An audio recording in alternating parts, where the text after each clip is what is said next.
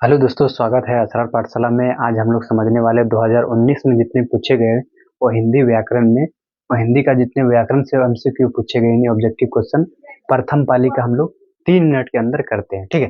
सबसे पहला जो आपका क्वेश्चन है कहता है कि वर्णों के सार्थक समूह को खाली जगह कहते हैं। पद कहते हैं, पदबंध कहते हैं, वाक्य कहते हैं या शब्द कहते हैं।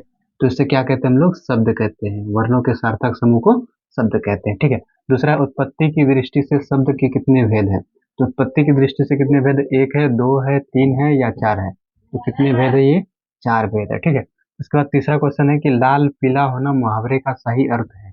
ठीक है। उसके बाद क्या है? मजबूर होना कहता है या क्रुद्ध होना, लाल पीले रंग में रंगना या कोई नहीं। तो इसमें क्या होता है? लाल पीले होना मुहावरे का सही आंसर हो जाएगा वो क्रुद्ध होना यानी गुस्सा होना। चौथा है कि सही वर्तनी है। इसमें है श्रृंगार, श्रृंगार है, श्रृंगार है, इसमें सही कौन सा होगा? तो ये वाला जो श्रृंगार है ये सही हो जाएगा। गलत वर्तनी बोल रहा है ना, गलत कौन सा हो गया इसमें? अभी देखो यहाँ पर पहला अभिलाषा, दूसरा रोशन, रोशन और राकेश। तो रोशन जो होता है ना, ये वाला रोशन आपका सही हो जाता है। ठीक है। अब देखो छठा है आपका अनुकरणीय में प्रत्यय कौन सा होगा? प्रत्यय किसे कहते हैं? जो कि अंत में आकर उसके अर्थ में परिवर्तन करेगा। अनु होगा या ओ होगा या दीर्घई हो और यो होगा। तो यहाँ पर दीर्घई होगा और यो है ना, तो ये सी वाला आपका सही हो जाएगा। अब चलते हैं अगला करेंगे। वहाँ आपका त्रिवेणी में यानी खाली घर समास है तो कौन सा? द्विगु, कर्मधारय, अव्ययीभाव या तत्पुरुष।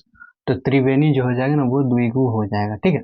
उसके बाद है दीनानाथ में खाली घर समास है तो कौन सा? कर्म तत्पुरुष है या करण तत्पुरुष है या संबंध तत्पुरुष या अधिकरण तत्पुरुष। तो दीनानाथ में कौन सा तत्पुरुष है आपका? वो आपका संबंध तत्पुरुष समास है। ठीक है। उसके बाद है सज्जन में खाली घर संधि होगी। दीर्घ स्वर, गुण स्वर या व्यंजन या विसर्ग। तो इसमें सज्जन में कौन सा होगा आपका? व्यंजन आपका हो जाएगा संधि। ठीक है। इसके बाद वीर उचित की संधि होगी। वीर उचित, यहाँ पर विरोचित है, विरोचित और विरोचित। तो इसका जो आंसर हो जाएगा वो आंसर सी सही हो जाएगा। ठीक है। उसके बाद कहता है पानी है द्रव्यवाचक संज्ञा, समूहवाचक संज्ञा, भाववाचक संज्ञा या जातिवाचक संज्ञा। तो पानी है ना, कोई चीज है, मटेरियल है, तो वो द्रववाचक संज्ञा का आ जाएगा। ठीक है। उसके बाद परिमाणवाचक विशेषण नहीं है, नहीं है की बात कर रहा है यहाँ पर। तो कुछ होगा या थोड़ा होगा या बहुत होगा या इनमें से कोई नहीं। तो थोड़ा और बहुत तो ये आ जाएगा, लेकिन कुछ जो बात करेगा वो परिमाणवाचक बात नहीं करता है। ठीक है।